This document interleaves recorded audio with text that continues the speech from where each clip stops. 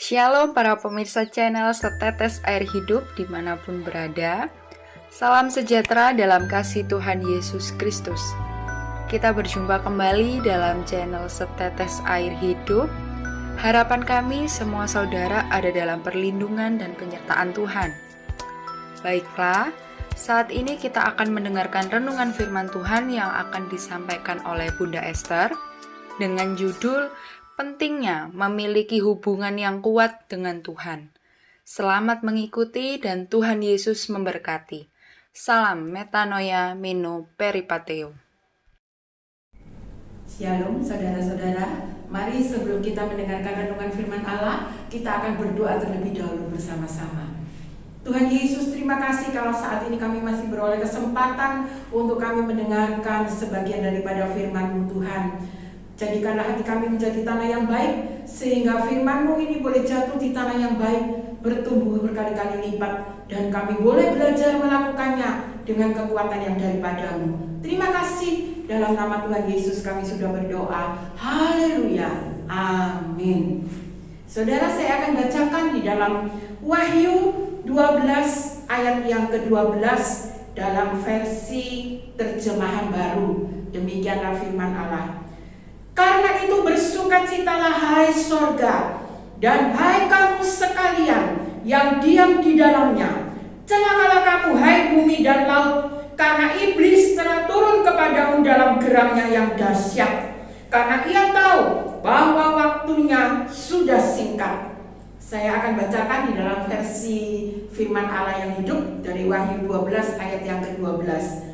Bersukacitalah hai surga, hai surga dan semua warganya, bersukacitalah.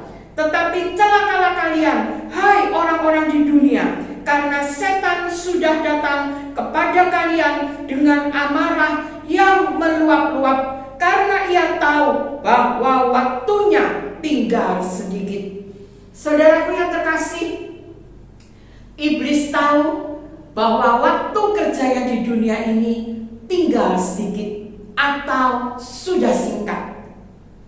Saudara, kalau iblis saja tahu kalau waktunya sudah singkat, lalu bagaimana dengan kita orang percaya? Apakah kita orang percaya juga sadar dan tahu bahwa waktunya ini sudah singkat, hanya tinggal sedikit? Saudaraku, iblis itu adalah lawan atau musuh kita. Kalau lawan atau musuh kita itu tahu bahwa waktunya ini singkat, tinggal sedikit, dan kalau kita tidak tahu akan hal itu, kita sudah kalah dulu 1-0 sama iblis, saudara. Kita akan dengan mudahnya kecolongan. Saya umpamakan seperti perlombaan lari, saudara.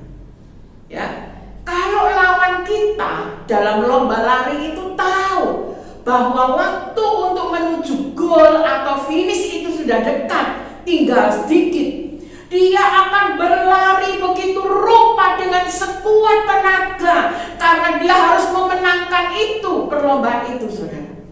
Tetapi kalau kita tidak tahu bahwa waktu untuk menuju gol atau finish itu sudah tinggal sedikit, sudah singkat, maka kita akan berlari dengan enak-enakan sehingga kita kalah, saudara. Sebagai seorang percaya, seharusnya kita tahu dan sadar bahwa waktu ini sudah benar-benar sangat singkat dan tinggal sedikit. 1 Tesalonika 5 ayat 4-6 mengatakan, tetapi kamu saudara-saudara, kamu tidak hidup di dalam kegelapan, sehingga hari itu tiba-tiba mendatangi kamu seperti pencuri. Karena kamu semua adalah anak-anak terang dan anak-anak siang. Kita bukanlah orang-orang malam atau orang-orang kegelapan. Sebab itu, baiklah, jangan kita tidur seperti orang-orang lain, tetapi berjaga-jaga dan sadar. Saudara, bagi orang yang tidak tahu, yang tidak sadar bahwa hari-hari ini adalah hari-hari yang sudah sangat singkat, sudah sedikit lagi waktu kedatangan Tuhan. maka orang tersebut dikatakan seperti orang yang hidup di dalam kegelapan, tidak tahu apa-apa, sehingga kedatangan Tuhan Yesus itu seperti pencuri yang datang dengan tiba-tiba. Tetapi bagi orang yang tahu dan sadar bahwa waktunya sudah singkat, orang itu adalah hidup di dalam terang, di mana dia bersiap-siap, berjaga-jaga, walaupun tidak tahu persis tanggal, waktu, jam, hari, dan tahunnya kapan Yesus datang, tapi dia tahu bahwa waktunya tinggal sedikit. Oleh karena itu dia berjaga-jaga, dia waspada, dia siap, sehingga sewaktu-waktu Tuhan datang, dia tidak akan bingung lagi, saudara. Karena apa? Karena sadar, tahu waktunya ini sudah sangat singkat. Jadi berjaga-jaga. Jadi Tuhan datang bukan seperti pencuri, karena sudah siap sedia, saudara. Yang kedua, apa yang dilakukan oleh iblis dalam waktu yang singkat ini, atau dalam waktu yang sudah tinggal sedikit ini? Firman Allah yang sudah kita baca dalam Wahyu 12 tadi mengatakan bahwa iblis semakin geram, bahkan amarahnya semakin meluap-luap. Dia akan bekerja lebih keras lagi untuk mencari mangsa, untuk menjatuhkan orang-orang yang bisa dijatuhkan oleh dia. Dia akan bekerja lebih keras. Di dalam kamus Alkitab dikatakan, pada akhir zaman kuasa iblis akan semakin meningkat, tapi dapat dikalahkan oleh kuasa firman Allah. Kalau boleh saya gambarkan di dalam sebuah grafik, seperti inilah, saudara, grafik pekerjaan iblis di akhir zaman. Semakin menggebu-gebu, amarahnya semakin meluap-luap. Dia bekerja lebih keras lagi sekuat tenaga, karena dia tahu ini waktunya sudah tinggal sedikit.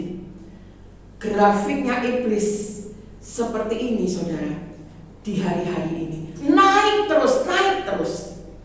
Lalu pertanyaannya, bagaimana dengan kita orang percaya? Dengan grafik pertumbuhan rohani kita sebagai orang percaya, adakah seperti yang di atas atau yang di bawah?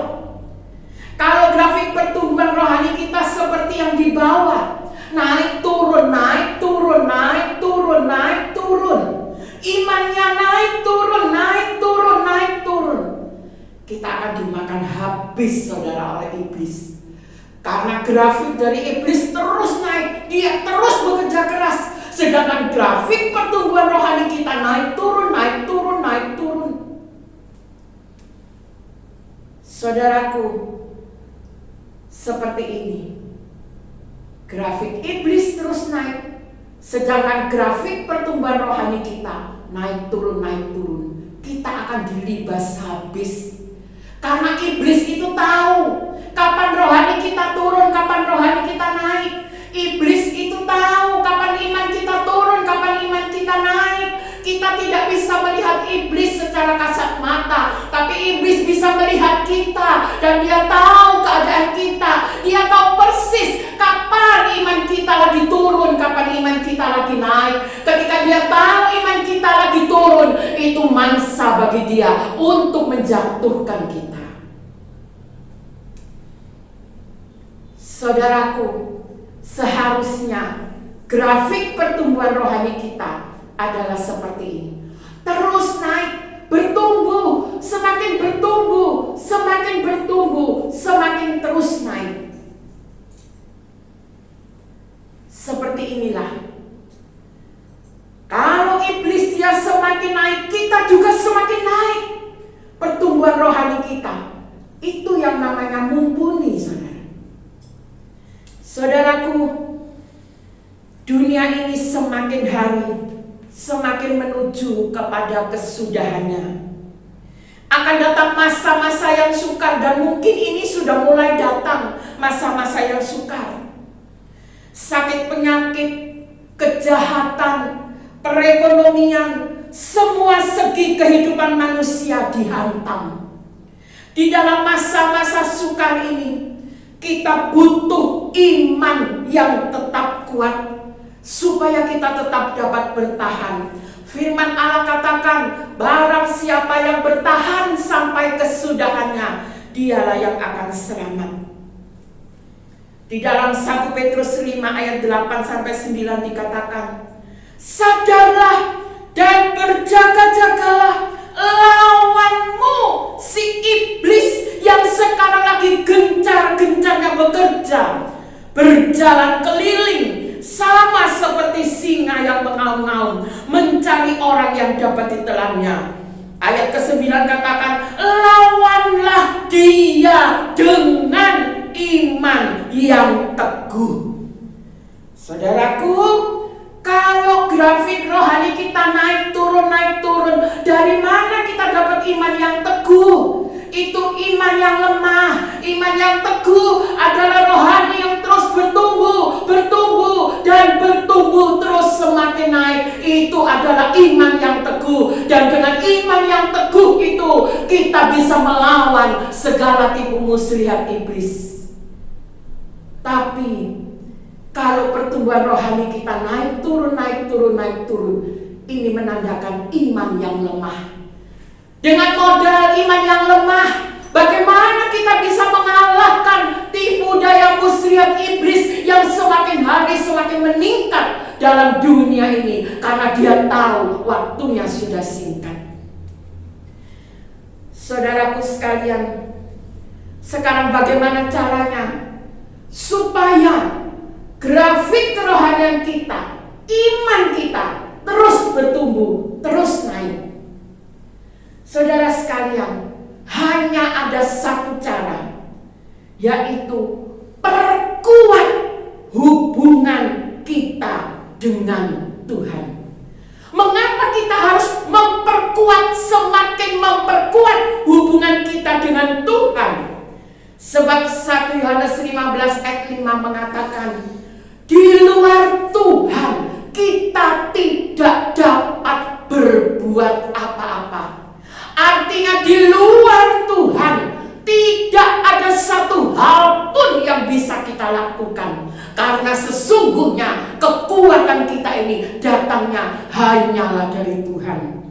Oleh karena itu kita harus semakin memperkuat hubungan kita dengan Tuhan.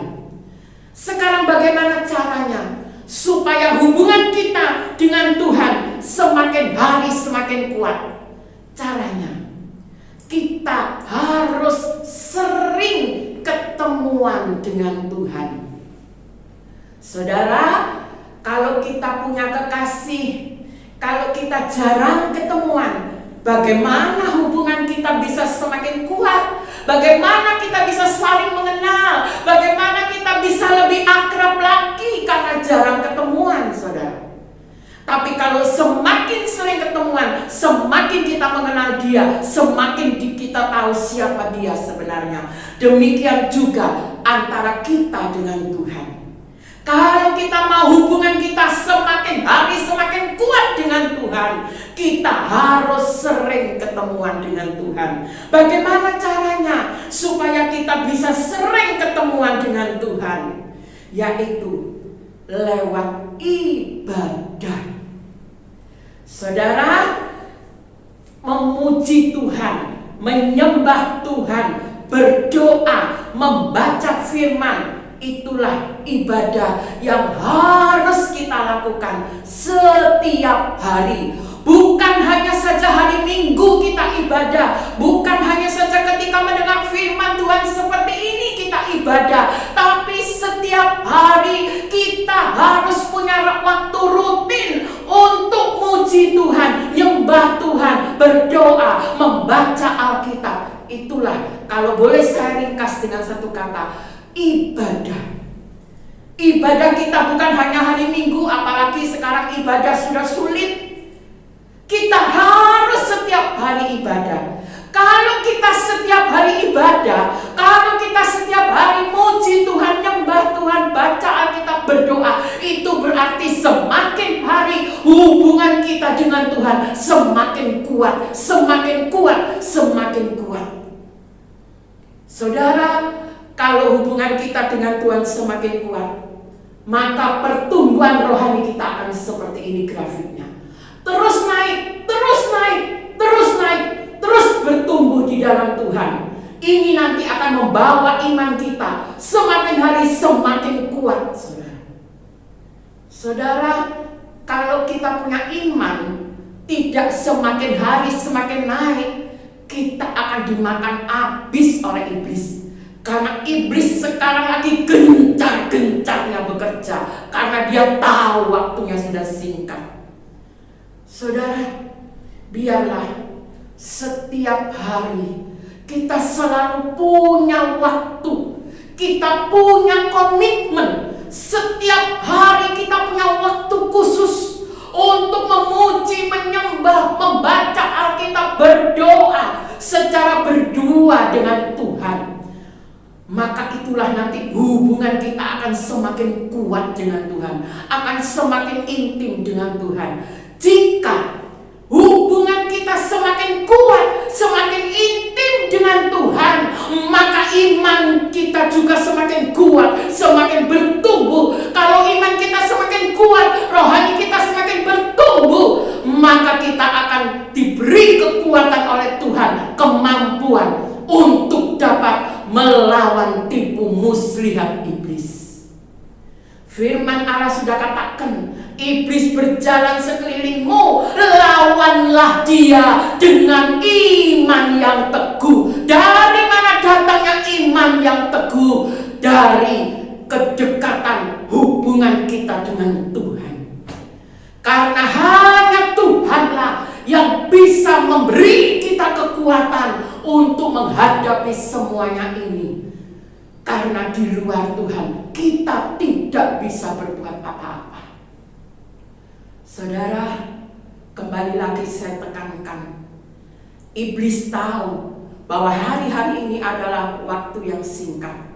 Oleh karena itu kita juga harus sadar, kita juga harus tahu bahwa hari-hari ini adalah singkat. Oleh karena itu kita harus waspada, berjaga-jaga. Kita harus menambah kekuatan iman kita setiap hari lewat hubungan yang intim dengan Tuhan.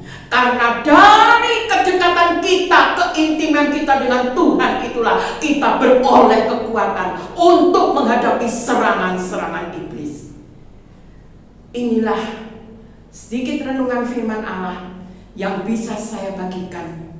Biarlah setiap hari kita selalu punya waktu untuk memuji, menyembah Tuhan, berdoa kepada Tuhan, membaca Alkitab.